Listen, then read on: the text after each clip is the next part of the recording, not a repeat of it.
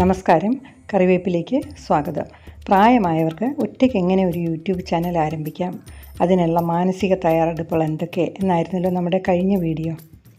ആ വീഡിയോയിൽ ഞാൻ ഈ മൊബൈൽ സ്റ്റാൻഡൊന്നും ഇല്ലാതെ എങ്ങനെയാണ് ആദ്യമായി വീഡിയോ എടുത്തതെന്നും പിന്നെ എൻ്റെ ഏത് വീഡിയോയ്ക്കാണ് എനിക്ക് ചാനൽ മോണിറ്റൈസ് ചെയ്യാൻ എന്നെ സഹായിച്ചതെന്നും എനിക്ക് ആദ്യമായി യൂട്യൂബിൽ നിന്നും എത്ര രൂപയാണ് കിട്ടിയതെന്നും അത് ഞാൻ എങ്ങനെ ചിലവാക്കി എന്ന തുടങ്ങിയ കാര്യങ്ങൾക്ക് പുറമെ ഈ ആഴ്ചത്തെ വീഡിയോയിൽ ആരും പറഞ്ഞു തരാത്ത കുറച്ച് കാര്യങ്ങളും കൂടെ നിങ്ങളുമായിട്ട് ഷെയർ ചെയ്യുന്നു. അറിവ് നേടാനും പുതിയ കാര്യങ്ങൾ പഠിക്കാനും പ്രായം ഒരിക്കലും ഒരു തടസ്സമല്ലെന്ന് എന്നെപ്പോലെ പ്രായമായ എൻ്റെ പ്രിയപ്പെട്ടവരുടെ മനസ്സിലൊരു ആത്മവിശ്വാസം വളർത്തിയെടുക്കുക എന്നതാണ് എൻ്റെ ഉദ്ദേശം.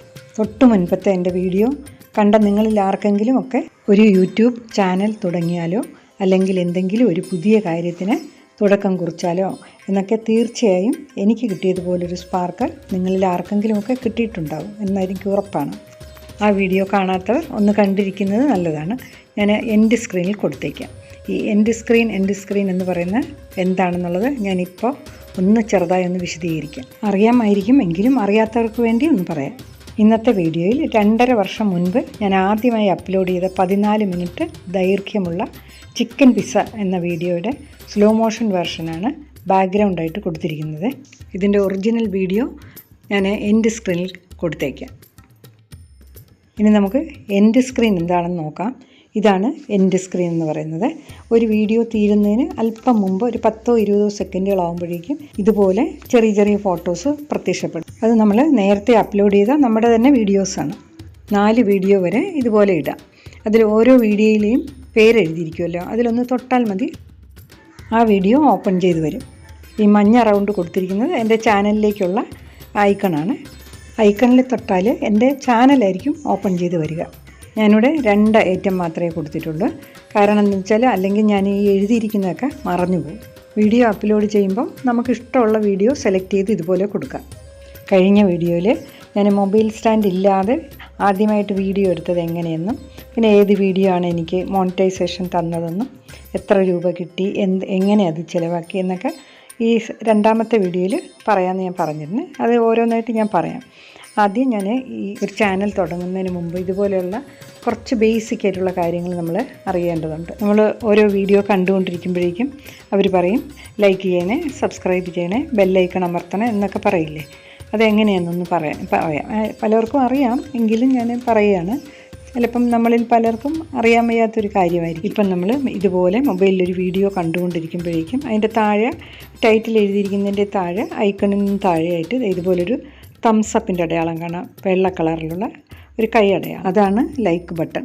അതിൽ പ്രസ് ചെയ്താണ് നമ്മൾ ലൈക്ക് ചെയ്യേണ്ടത്. ഇപ്പം കണ്ടില്ലേ, അവിടെ 23 ലൈക്സാണ് ഉള്ളത്. അപ്പോൾ നമ്മൾ ആ കൈ കൊണ്ടൊന്ന് പ്രസ് ചെയ്യുമ്പോഴേക്കും അത് നമ്പർ മാറി 24 ആവും. ഇത്രയേ ഉള്ളൂ. ആ തംസപ്പ് അങ്ങ് ബ്ലാക്ക് കളറാവും. ഇപ്പം നമ്മൾ ലൈക്ക് ചെയ്ത് കഴിഞ്ഞു. ഇനി നമുക്ക് സബ്സ്ക്രൈബ് ചെയ്യുന്നത് എങ്ങനെയെന്ന് നോക്കാം. ഇതിപ്പോൾ എൻ്റെ ചാനൽ സബ്സ്ക്രൈബ് ചെയ്തതായതുകൊണ്ട് ആ സബ്സ്ക്രൈബ് ബട്ടൺ അവിടെ കാണാനില്ല. അപ്പം ആ വെളുത്തൊരു ബെല്ലൈക്കൺ മാത്രമേ അവിടെ കാണുന്നുള്ളൂ. നമ്മൾ ചാനലിൽ സബ്സ്ക്രൈബ് ചെയ്യുമ്പോഴാണ് ഈ ബെല്ലൈക്കൺ കാണുന്നത്. അത് ഇപ്പോൾ വെള്ള കളറിലാണല്ലോ. അപ്പോൾ ഇനി നമുക്ക് സബ്സ്ക്രൈബ് ചെയ്യാത്തൊരു ചാനൽ എടുക്കുമ്പോൾ മനസ്സിലാവും. കണ്ടില്ലേ, സബ്സ്ക്രൈബ് ചെയ്യാത്തൊരു ചാനൽ അവിടെ ആ ബ്ലാക്ക് കളറിൽ സബ്സ്ക്രൈബ് ബട്ടൺ ഉണ്ട്.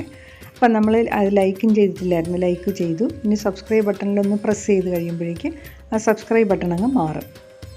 കണ്ടില്ലേ, അത് മാറിയിട്ട് അവിടെ ഒരു ബെല്ലൈക്കൺ വന്നു.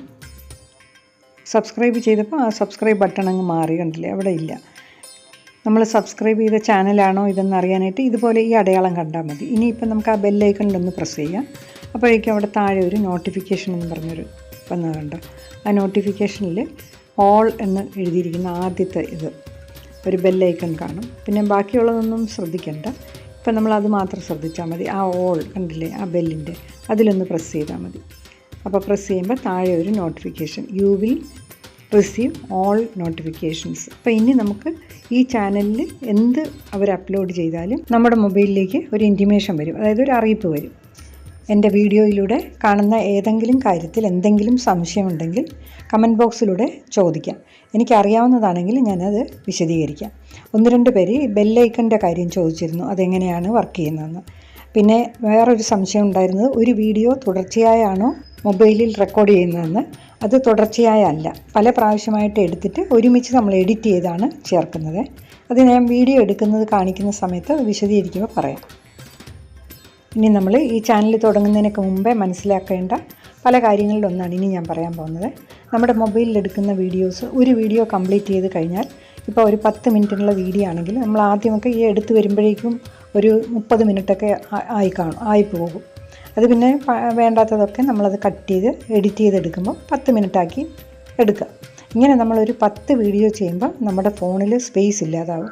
അതുകൊണ്ട് നമ്മളിതുപോലെ ഡേറ്റ സ്റ്റോർ ചെയ്ത് വെക്കാനുള്ള ഒരു സംവിധാനം കൂടി മനസ്സിലാക്കി വെക്കണം. അതിനായി ഇതുപോലെയുള്ള പെൻ ഡ്രൈവുകളും ഹാർഡ് ഡിസ്കുകളിലും കമ്പ്യൂട്ടറുകളും ഒക്കെ ഉപയോഗിക്കാം. ഇതിപ്പോൾ പെൻ ഡ്രൈവുകളാണ്. നമ്മുടെ മൊബൈലിൽ നിന്ന് ഇതിലേക്ക് നമ്മുടെ വീഡിയോസൊക്കെ എങ്ങനെയാണ് മാറ്റേണ്ടതെന്ന് നമ്മളൊന്ന് മനസ്സിലാക്കിയിരിക്കുന്നത് നല്ലതാണ്.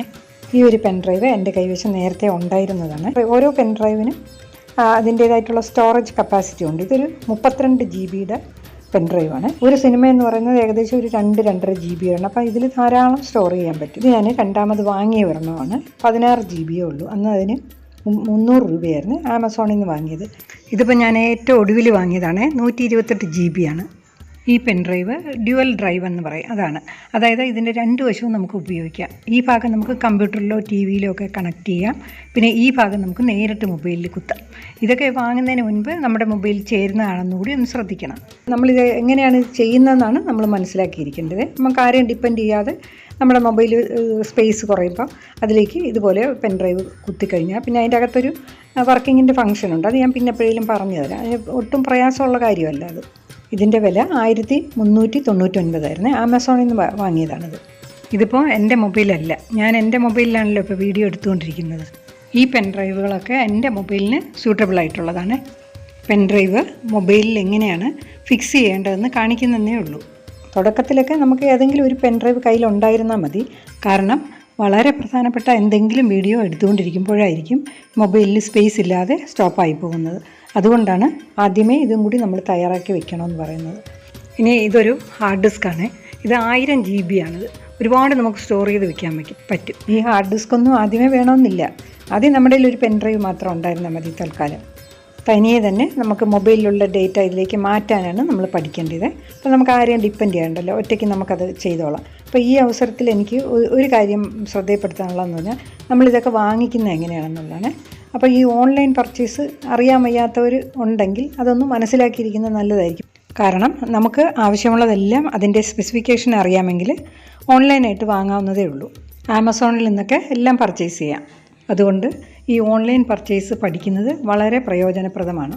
ഞാനിത് കൊറോണ സമയത്ത് മറ്റു മാർഗ്ഗങ്ങളൊന്നും ഇല്ലാതിരുന്നപ്പോൾ ഈ ഓൺലൈൻ പർച്ചേസ് പഠിച്ചതാണ്.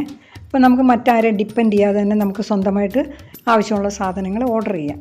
പിന്നെ വേണ്ടത് നമുക്കിതിന് പേയ്മെൻറ്റ് നടത്തണമല്ലോ. അതിനൊരു ഗൂഗിൾ പേ അക്കൗണ്ടും കൂടി നമ്മുടെ ഫോണിൽ ഡൗൺലോഡ് ചെയ്തിട്ടിരുന്നാൽ മതി. അപ്പോൾ അതും വളരെ പ്രയോജനം ചെയ്യും. അപ്പോൾ അതിലൂടെ നമുക്ക് പേയ്മെൻറ്റ് നടത്താം. ഇപ്പോൾ എല്ലാവർക്കും എല്ലാ സംവിധാനങ്ങളും ഉണ്ട്. എന്നാലും ഞാൻ പറയുകയാണ്, നമ്മളൊരു പ്രായമായ ഒരു ആൾ എന്നുള്ള നിലയ്ക്ക് നമുക്ക് ഇതുപോലുള്ള ചിലപ്പോൾ ചില കാര്യങ്ങളൊക്കെ സൗകര്യങ്ങളൊന്നും ഉണ്ടായിരിക്കണമെന്നില്ല. എല്ലാം നമ്മൾ മനസ്സിലാക്കാൻ ശ്രമിക്കുക. പിന്നെ ഇതൊക്കെ ചെയ്തു തരാനായിട്ട് നമുക്ക് ആരെങ്കിലും സഹായിക്കാനുണ്ടെങ്കിൽ തീർച്ചയായിട്ടും അത് നമുക്ക് പ്രയോജനപ്പെടുത്താം. ഇനി ഞാൻ ഒരു കാര്യം കാണിക്കുന്നത്, ഇതൊരു സസ്പെൻസാണ്. അവസാനം ഞാൻ പറയാമേ. ഇതെന്തുവാണെന്ന് ആർക്കെങ്കിലും മനസ്സിലായെന്നുണ്ടെങ്കിൽ ഒന്ന് ശ്രദ്ധിക്കുക. ഞാൻ അവസാനം പറയുമ്പോൾ അറിയാമല്ലോ. ഞാനിതിൻ്റെ ഡീറ്റെയിൽസ് പറയുന്നതിന് മുമ്പ് ആർക്കെങ്കിലും ഇത് മനസ്സിലായിട്ടുണ്ടെങ്കിൽ കമൻറ്റ് ബോക്സിലൊന്ന് അറിയിക്കണേ. ഞാൻ 6 മാസത്തോളം തയ്യാറെടുത്തിട്ടാണ് ഈ ഒരു ചാനൽ തുടങ്ങിയെന്ന് പറഞ്ഞല്ലോ. 6 മാസം എന്തൊക്കെ തയ്യാറെടുപ്പുകൾ നടത്തിയെന്ന് ഒന്ന് ഓടിച്ചൊന്ന് നോക്കാം. വേറൊരിടത്ത് നിന്നുമല്ല, യൂട്യൂബ് സെർച്ച് ചെയ്ത് തന്നെയാണ് ഞാനെല്ലാം പഠിച്ചത്. ആദ്യം നമ്മൾ ചെയ്യേണ്ടത് നമ്മുടെ പ്രായത്തെ ബഹുമാനിച്ച് നമ്മൾ ഈ വായിക്കുമ്പോൾ പ്രധാനപ്പെട്ട പോയിൻറ്റുകളെല്ലാം നമ്മൾ വിചാരിക്കും നമുക്കതൊക്കെ മനസ്സിലായി ഓർമ്മയുണ്ടാവുമെന്ന്.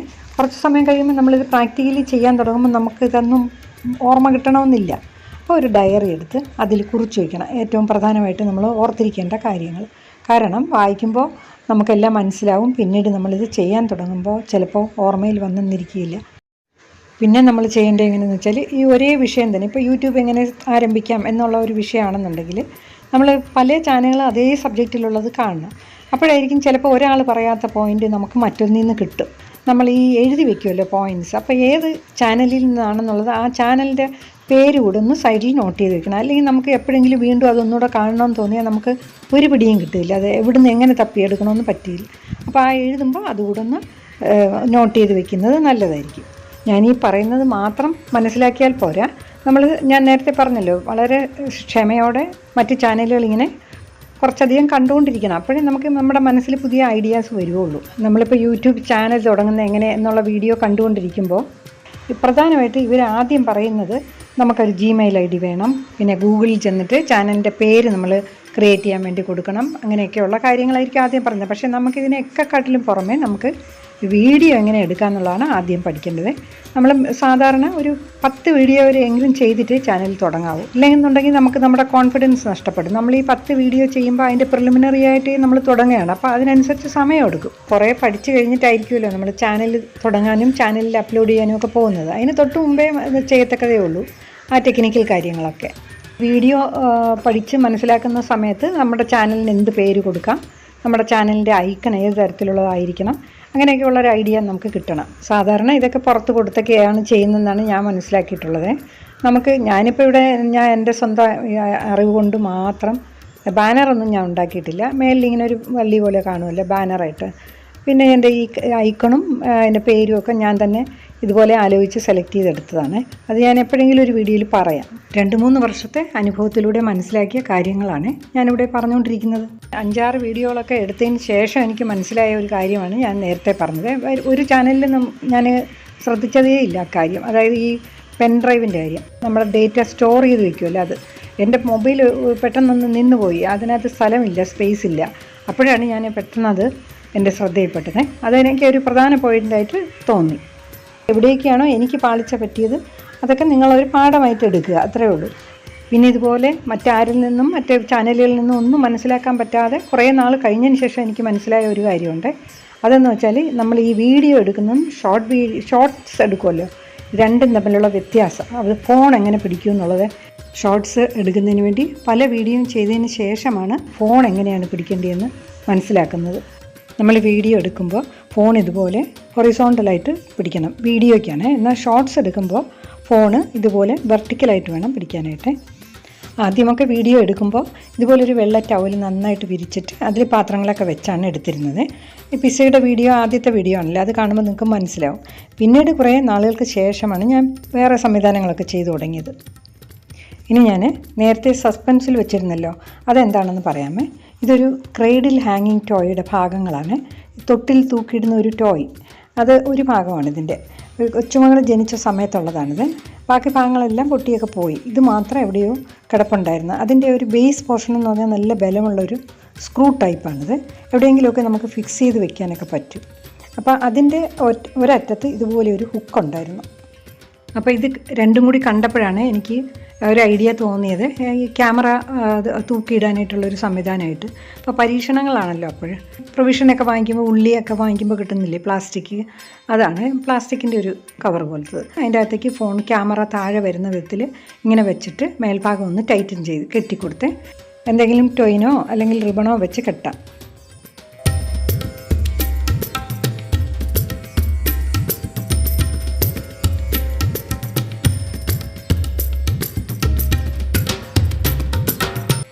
ഇനി ആ ബേസ് ഞാൻ ആ കൗണ്ടർ ടോപ്പിൻ്റെ സൈഡിൽ സ്ക്രൂ ഒന്ന് മുറുക്കി ഫിറ്റ് ചെയ്തു. ഇനി നമ്മൾ നേരത്തെ തന്നെ മൊബൈൽ ഫോൺ നെറ്റിൽ കെട്ടി വെച്ചല്ലോ, അതിൽ ആ ക്യാമറയുടെ ഭാഗത്തെ കുറച്ച് പോർഷൻ ഒന്ന് കട്ട് ചെയ്ത് മാറ്റി. അപ്പോൾ ആ ക്യാമറയ്ക്ക് തടസ്സങ്ങളൊന്നും വരില്ല, ക്ലിയറായിട്ട് കിട്ടും നമുക്ക്. എന്നിട്ട് ആ മറ്റേ അറ്റത്തൊരു ഹുക്കാണല്ലോ, അതിലേക്ക് ഇത് ഹാങ് ചെയ്തിട്ട് അപ്പം നമുക്ക് ആ ലെങ്ത് അനുസരിച്ച് ടൈറ്റൻ ചെയ്യുകയൊക്കെ ചെയ്യാമായിരുന്നു. 1 മാസത്തോളം ഞാൻ ഇതുപോലെയുള്ള പരീക്ഷണങ്ങളൊക്കെ ചെയ്തു. പക്ഷേ നമ്മളിതിൽ അറിയാതെ ഒന്ന് തൊട്ടുപോയാൽ പിന്നെ കുറച്ച് സമയത്തേക്ക് അത് ആടിക്കൊണ്ടിരിക്കും. അപ്പോൾ അങ്ങനെയൊക്കെയുള്ള ചില ബുദ്ധിമുട്ടുകളൊക്കെ വന്നപ്പോൾ പിന്നെ ഞാനൊരു മൊബൈൽ സ്റ്റാൻഡ് വാങ്ങിച്ചു. ഇതാണ് ഞാൻ വാങ്ങിയ മൊബൈൽ ഫോൺ ഹോൾഡർ സ്റ്റാൻഡ്. ഇത് 289 റുപ്പീസായിരുന്നു. ഇതിപ്പോൾ അന്ന് വാങ്ങിയതാണ്, ജനുവരി 2022. ഇപ്പോൾ അത് പൊട്ടിപ്പോയി. അതുകൊണ്ട് അതിന് പകരം ഞാൻ വേറെ ഒരെണ്ണം വാങ്ങിച്ചായിരുന്നു. പിന്നെ ഞാൻ വേറെ 1-2 സ്റ്റാൻഡുകളും കൂടെ വാങ്ങിയത്, ചെറുതുമൊക്കെ. വളരെ വില കൂടിയതൊന്നുമല്ല, വളരെ ഇത് കംഫർട്ടബിളായിട്ടുള്ളത് ആയിട്ട് വാങ്ങിയതാണ്. ഇപ്പോൾ ഇതാണ് ഏറ്റവും ലേറ്റസ്റ്റ് ആയിട്ട് ഞാൻ വാങ്ങിയത്. അത്ര വലിയ മെച്ചമെന്ന് പറയാനൊന്നും തോന്നുന്നില്ല എനിക്കിതിനെ. ഇനി ചാനൽ മോണിറ്റൈസ് ചെയ്യാനായിട്ട് എന്നെ സഹായിച്ചത്, ഞാൻ നേരത്തെ ബദാമിനെ കുറിച്ചൊരു വീഡിയോ ഇട്ടിരുന്നേ. 11 മിനിറ്റ് ദൈർഘ്യമുള്ള ആ വീഡിയോ, നല്ലൊരു വീഡിയോ ആയിരുന്നു. അത് ഒന്ന് കണ്ടു നോക്കണത്. അതാണ് എന്നെ സഹായിച്ചത്. അതുമായി ബന്ധപ്പെട്ട കൂടുതൽ ഡീറ്റെയിൽസ് ഞാൻ അടുത്ത വീഡിയോയിൽ പറയാം. ചാനൽ മോണിറ്റൈസ് ചെയ്ത് കഴിഞ്ഞ് കഴിഞ്ഞാൽ പിന്നെ ഒരു അധിക താമസമില്ല, കുറച്ച് ഫോർമാലിറ്റീസൊക്കെ ഉണ്ട്. നമ്മൾ കുറച്ച് ഡീറ്റെയിൽസൊക്കെ കൊടുക്കണം. അതെല്ലാം കഴിയുമ്പോഴേക്കും നമ്മുടെ അക്കൗണ്ടിലേക്ക് പിന്നീട് മാത്രമേ മോണിറ്റൈസ് ചെയ്തതിന് ശേഷമുള്ള നമ്മുടെ വീഡിയോ ഓടുന്നതിന് മാത്രമേ നമുക്ക് വരുമാനം കിട്ടുള്ളൂ. അതുവരെ ഉള്ളതിന് ഓടിയത് പരസ്യങ്ങളൊക്കെ ഓടുമ്പോഴാണല്ലോ നമുക്കിതിന് പൈസ കിട്ടുന്നത്. അതുവരെയുള്ളത് യൂട്യൂബ് തന്നെ എടുക്കും. മോണിറ്റൈസ് ചെയ്തതിന് ശേഷമുള്ളതേ നമ്മുടെ അക്കൗണ്ടിലേക്ക് വരുള്ളൂ.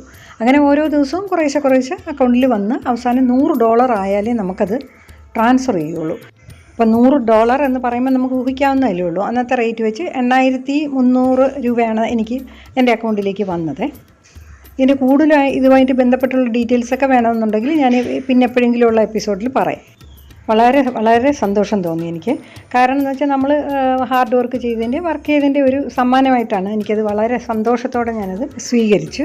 അത് കഴിഞ്ഞിട്ട് പിന്നെ എനിക്ക് നല്ലൊരു മാനസികമായിട്ടൊരു നല്ല പ്രോത്സാഹനം തന്നത് എൻ്റെ കൊച്ചുമോളാണെന്ന് നേരത്തെ പറഞ്ഞിട്ടുണ്ടല്ലോ. ഇപ്പോൾ 6ാം ക്ലാസ്സിൽ പഠിക്കുന്ന എൻ്റെ കൊച്ചുമോൾക്ക് ഞാൻ അതിൽ നിന്ന് ആദ്യം പോക്കറ്റ് മണി കൊടുത്തു.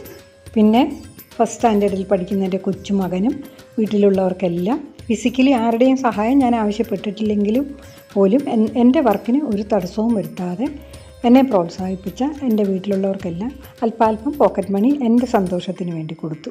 പിന്നെ ഒരു മൊബൈൽ സ്റ്റാൻഡ് വാങ്ങി. ഇനി ഒരല്പം ബാക്കിയുണ്ട്. എനിക്ക് യൂട്യൂബിൽ നിന്ന് ആദ്യം കിട്ടിയ രൂപയല്ലേ, അപ്പോൾ അതുകൊണ്ട് ഞാൻ അല്പം ബാക്കിയുള്ളത് ഞാൻ എന്തെങ്കിലും നല്ല കാര്യത്തിന് ഉപയോഗിക്കാൻ വേണ്ടി സൂക്ഷിച്ചു വച്ചിട്ടുണ്ട്. എൻ്റെ അച്ഛനും അമ്മയും ഇപ്പോൾ ജീവിച്ചിരിപ്പില്ല. അവരുണ്ടായിരുന്നെങ്കിൽ ഞാൻ ആദ്യം അവർക്കായിരിക്കും കൊടുക്കുക. അപ്പോൾ ഇന്നത്തെ വീഡിയോയിൽ കുറച്ചധികം കാര്യങ്ങൾ പറഞ്ഞു. നിങ്ങൾക്ക് ബോറായോന്ന് അറിയില്ല. എൻ്റെ ആദ്യത്തെ വീഡിയോ ആയ ചിക്കൻ പിസ്സ എല്ലാവരും ഒന്ന് കണ്ടു നോക്കുക. ആദ്യം അപ്ലോഡ് ചെയ്ത വീഡിയോ ആയതുകൊണ്ട് എന്തെങ്കിലുമൊക്കെ പോരായ്മകൾ ശ്രദ്ധയിൽപ്പെട്ടിട്ടുണ്ടെങ്കിൽ ക്ഷമിക്കുക. ഒരു വീഡിയോ അപ്ലോഡ് ചെയ്ത് പബ്ലിക്കാക്കി കഴിഞ്ഞാൽ പിന്നെ അതിൽ തിരുത്തലുകളൊന്നും നമുക്ക് ചെയ്യാൻ സാധിക്കില്ല. അത് പിന്നെ ഡിലീറ്റ് ചെയ്തിട്ട് മാറ്റി പുതിയതായിട്ടിടാനേ പറ്റൂ. ഈ വീഡിയോ കണ്ടുകൊണ്ടിരിക്കുന്ന എൻ്റെ പ്രിയപ്പെട്ടവർക്കെല്ലാം ഒരിക്കൽ കൂടി ഞാൻ നന്ദി പറയുന്നു. ഇനി അടുത്ത ആഴ്ചത്തെ വീഡിയോയിൽ നമ്മളൊരു വീഡിയോ എടുക്കാൻ തുടങ്ങുന്നത് തീരുമാനിച്ചു കഴിഞ്ഞാൽ എന്തൊക്കെ കാര്യങ്ങളാണ് ആദ്യം പ്രിലിമിനറായിട്ട് നമ്മൾ ചെയ്യുന്നത്, പിന്നെ രണ്ടാമതായിട്ട് 1,00,000-ലധികം വ്യൂസുള്ള ഒരു വീഡിയോയ്ക്ക് എത്ര രൂപയാണ് എനിക്ക് പ്രതിഫലം ലഭിച്ചത്, അതേസമയം 2,00,000-ലധികം വ്യൂസ് ലഭിച്ചൊരു ഷോർട്ട് വീഡിയോയ്ക്ക് എത്ര രൂപയാണ് ലഭിച്ചത്. അങ്ങനെ ഷോർട്ട് വീഡിയോയും ലോങ് വീഡിയോയും തമ്മിലൊരു ചെറിയൊരു കമ്പാരിസൺ ഞാനൊന്ന് മനസ്സിലാക്കി തരാം. ഏത് വീഡിയോയ്ക്കാണ് എനിക്ക് ഏറ്റവും കൂടുതൽ വ്യൂസ് ഇതുവരെ ലഭിച്ചിട്ടുള്ളത് തുടങ്ങി എല്ലാ വിശേഷങ്ങളും ഞാൻ ഷെയർ ചെയ്യാം. വീഡിയോ ലൈക്ക് ചെയ്യണേ. എല്ലാവരും മറന്നു പോകുന്നൊരു കാര്യമാണത്. വീഡിയോ ഇഷ്ടപ്പെട്ടിട്ടുണ്ടെങ്കിൽ സബ്സ്ക്രൈബ് ചെയ്യാനും മടിയൊന്നും വിചാരിക്കരുത്. ഇതൊക്കെയാണ് എനിക്ക് കിട്ടുന്ന പ്രചോദനങ്ങൾ. നമ്മളപ്പം മനസ്സിൻ്റെ ചെറുപ്പം എന്നും കാത്തു സൂക്ഷിക്കുക. മാനസികമായി നമ്മൾ എത്ര ചെറുപ്പമാണെന്ന് നമ്മൾ തന്നെയാണ് തീരുമാനിക്കേണ്ടത്. അപ്പോൾ എല്ലാവർക്കും ഒരിക്കൽ കൂടി നന്ദി പറയുന്നു. അടുത്ത ആഴ്ച നല്ലൊരു വീഡിയോയുമായിട്ട് വീണ്ടും കാണാം. Thank you.